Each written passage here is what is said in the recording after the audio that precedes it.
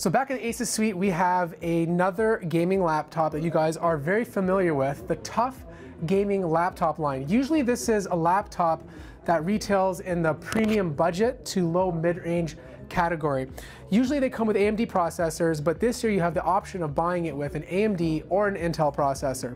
It comes in two models, the A15 and the F15, or if you want a 17-inch version, they have 17-inch variants of it. But this is a laptop for someone who wants more durability on the go, because all of these laptops have been mill-tested STD810. This is one of the only good STDs to have in life. The 15-inch version comes in two different colors. You have like this plain slate color, or there's more of a gamer vibe, different look on a different model that you can choose from. Now the AMD ones are the first ones that are going to come out into the market. This is going to be released sometime in Q1 2020. All new, brand new 4000 series chips, so you can spec it up with 8 cores, 16 threads, and you have the ability to use an NVIDIA GPU all the way up to an RTX 2060. Now the major difference between this and last year's model is the chassis.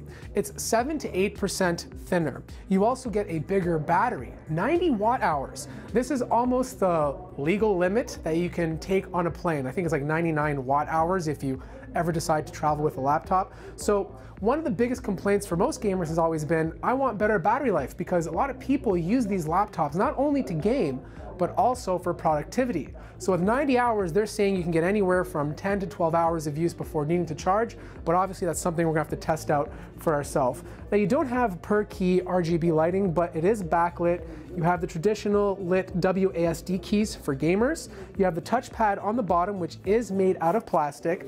You have the 1080p display. This is IPS.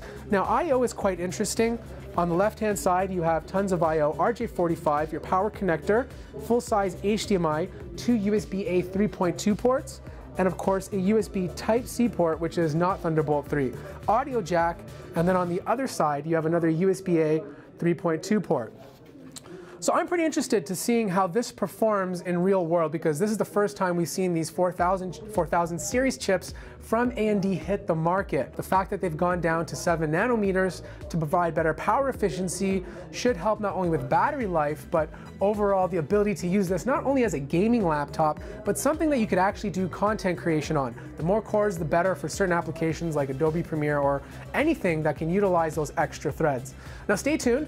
Make sure you're subbed to the channel, because I'm definitely going to be reviewing this laptop when it comes out. Like the video if you liked it, subscribe if you haven't already, and stay tuned for more coverage at CES 2020.